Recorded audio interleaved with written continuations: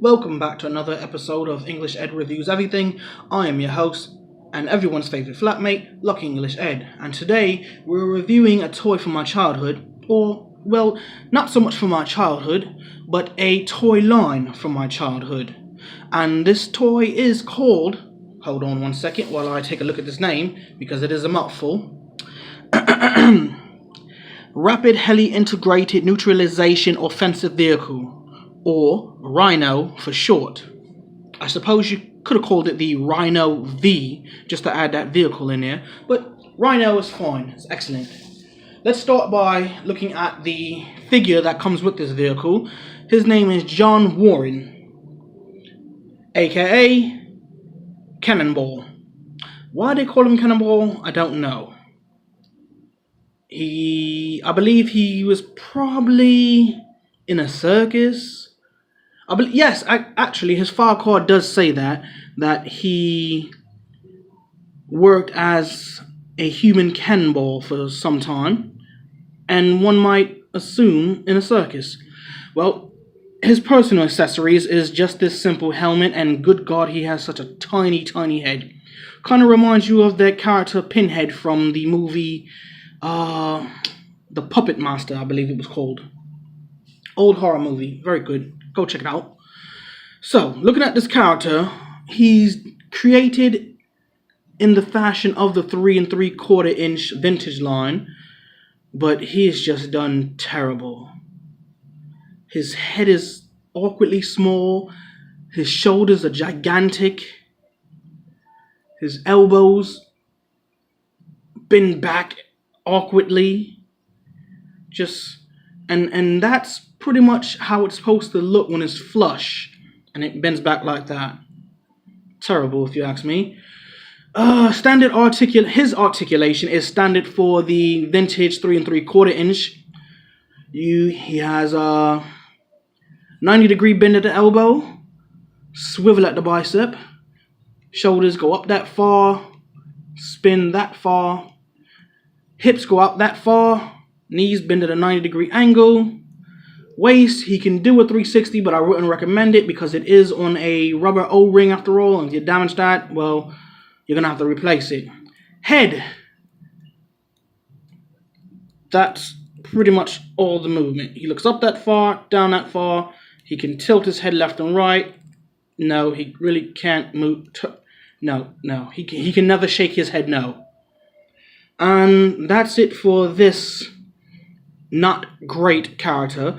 That being said, he is the driver of the Rhino, so 9 times out of 10, you're going to have him sitting in the cockpit driving and not actually out taking on the Cobra forces. Setting him aside, let's take a look at the vehicle accessories. The vehicle accessories come with 2 of these removable and mountable cannons. Each cannon can fire 3 missiles at a time. Comes with a total of 6 of these missiles. These missiles go in like so, and they are pressure fired. There's no spring, so pretty much you just push on it and the pressure of it alone fires it. Like that. This particular cannon mount is spring loaded, and it comes with an action button. So you get one of these particular missiles. I'm not sure what I guess you would call it an incendiary missile. And it has a button, it is spring loaded, and kaboom. And then it comes also with a mountable turret with a, I guess this would be a bullet barrel, I guess. It has some articulation, as you can see, but not much. Moving on to this, then we have another bullet cannon, machine gun with I'm not sure what you would call it. I've never seen anything like it. Anyway, you can also mount this, and, well, I really don't know what to say next about it. It swivels once attached. And then we come with this piece. This piece can attach to the helicopter, and from that you would attach other things like this or this. And then you have twin guns that you attach to the bottom of the helicopter, and Let your imagination do the rest. So, moving all of this out the way for a moment, let's take a look at the truck itself. The Rhino has an armored door here. Turn to the front. It has two cockpits here. One for the driver, and I guess one for the machine gunner operating those. As you can see, I got my favorite G.I. Joe here. I love that. Oh man, I love him. It's awesome. Let's close that back up. Let's close that back up. Let's turn it again. Another door here. Let's take a look inside. As you can see, oh wait, where's the button at? I missed the button. Let's do it. Let's do it right. Hit the button. Swings open. Joes can come flying out, taking on Cobra. Boom, boom, boom. All types of awesomeness. It has two pegs here, so you can stand up your Joes. At least two Joes here. Let's make sure about that. So there you go. Let's close it back up. You have a rear button here. Right there, it's kind of hard to see. My camera's not that bright. And then here. Now you probably want to see all the things attached to that. Let's just do this real quickly. Don't want to make this video go on for hours and hours. So let's just try to snap these in as quickly as possible while talking and not leaving any dead air. There you go. Now, this door on this side has plenty of space for whatever you want to put in there. Then we have two more doors up here. I have a door here where I store some of my Joe equipment. You can also fit some G.I. Joes there.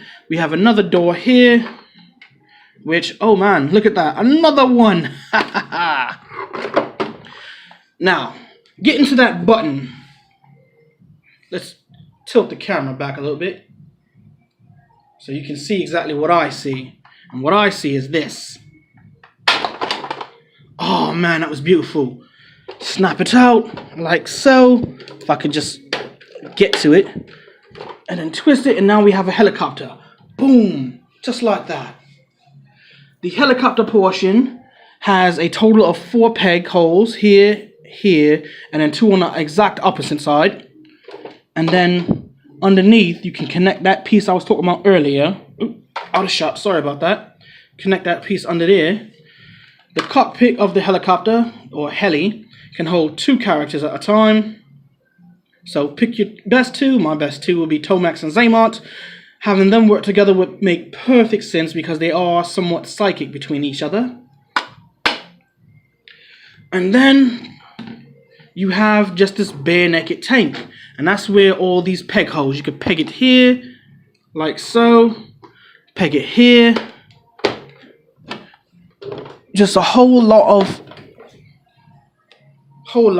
oops, sorry about that. Just a whole lot of different ideas on how to peg these in. You can just load it up and throw the equipment everywhere. Peg it there, there. So many different peg holes. You can even peg it here. I'm not going to try because when I push down on it, that's what happened. Oh, I got it. Now it looks like a fully fledged tank firing 6 missiles. All in all, this is just a really awesome vehicle. Let's pull this back and put this also here so you can see both vehicles at the same time. There. All in all, this is an excellent vehicle. I paid an arm and a leg for it because I bought it on the aftermarket. I hate the fact that I don't hate the fact, but I kind of do. I hate the fact that I got into recollecting Joes so late in the game. The prices are on the second-hand market. It's just so outrageous. But you do what you gotta do. So all in all, this vehicle is just rampaging through Cobra's forces like nobody's business. And I would most certainly give this a perfect 10 if it had some sort of actual tank turret that sits on top.